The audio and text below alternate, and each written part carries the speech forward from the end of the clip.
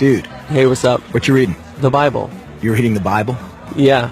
Dude, why are you reading the Bible? For class? No, I just... Okay, so you're just reading the Bible. You're just sitting here in a coffee shop in the 21st century using state-of-the-art technology to read ancient myths for no reason whatsoever. Well... Tell me something. Are you one of those super religious people who thinks Jesus actually rose from the dead?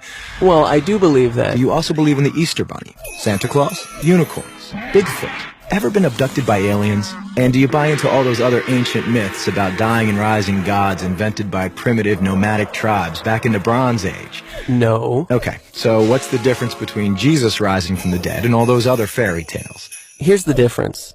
My belief in the resurrection of Jesus is rational. It's based on historical facts.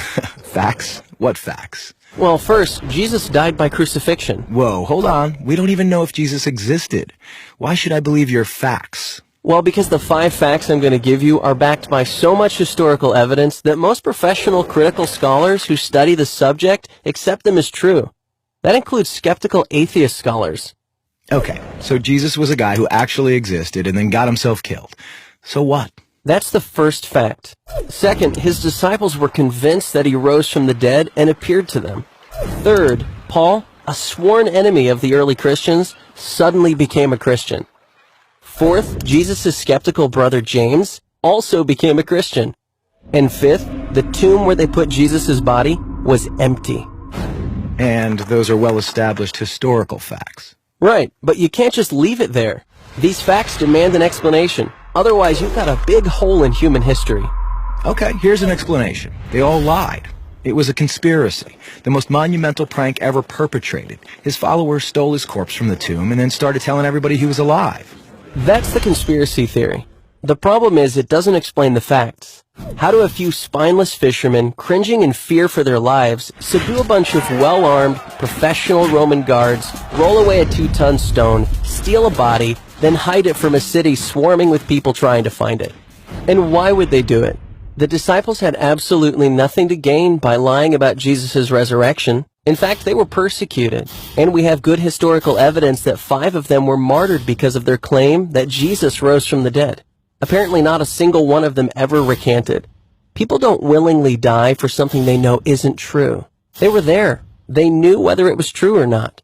All right, another theory. The disciples thought they saw Jesus alive after he died, but it was just wishful thinking. They were stressed and just kind of hallucinating. The hallucination theory also lacks explanatory power. 500 witnesses saw Jesus at the same time, and the disciples touched him. Psychologists have shown that hallucinations don't work like that, nor does this explain the empty tomb. Okay, look, maybe there's some other explanation, but the bottom line is dead people stay dead. Rising from the dead would be a supernatural event, a miracle, and science has proven that miracles don't happen. Oh, really? When did that happen? I don't know. I just kind of heard it somewhere. Science has not disproven miracles. In fact, that would be impossible. Why? Science deals exclusively with natural phenomena, physical matter and material processes, right?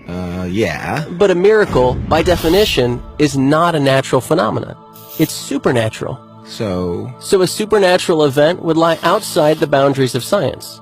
It's logically impossible for science to throw out any hypothesis that lies outside its boundaries. why have I never heard this stuff before? I don't know. Maybe because it's scary? Scary? Yeah. As long as Jesus rising from the dead is just a fairy tale, like Santa Claus and unicorns, it doesn't threaten my little world. But if it's a fact, if he actually did rise from the dead, that's huge. It's a total game changer. And that's why it's so hard to think about it objectively. Whoa. Yeah. Big whoa.